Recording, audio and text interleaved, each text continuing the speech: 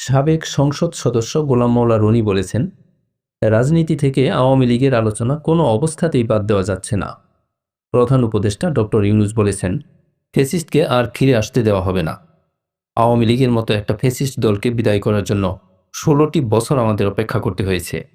আগামীতে যদি কোনো ফ্যাসিস্টের উদ্ভব হয়, সেক্ষেত্রে জাতিকে যেন ১৬ বছর অপেক্ষা করতে না হয়। এজন্য যেভাবে যা যা সংস্কার করা দরকার সবই করবেন তিনি। আওয়ামী লীগ ভালো হবে না, ফিরে আসবে ভয়ঙ্করভাবে, হঠাৎ খুশিতে নাচছেন শেখ হাসিনা। এই শিরোনামে নিজের ইউটিউব চ্যানেলে দেওয়া এক বিশ্লেষণে এসব কথা বলেন তিনি।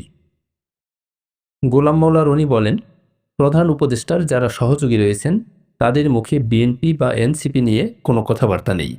তাদের মুখে কেবল আওয়ামী লীগ, শেখ হাসিনা আর ফ্যাসিস্ট। এগুলোর ফল কি হতে পারে?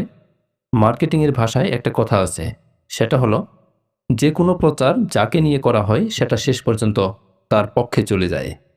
এই বিষয়টি আওয়ামী বিরোধীদের মধ্যে ভয় তৈরি করেছে। তিনি বলেন, ইউটিউব, ফেসবুকে আওয়ামী বিরোধী পরিচিত মুখ ৫-৬টি।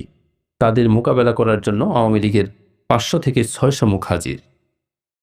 তারা আওয়ামী নেরেটিভ তৈরি করছে, অনেককে হুমকি দিচ্ছে।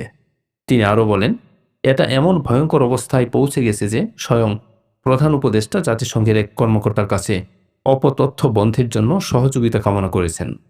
তিনি মেটার কাছেও সহযোগিতা চেয়েছেন।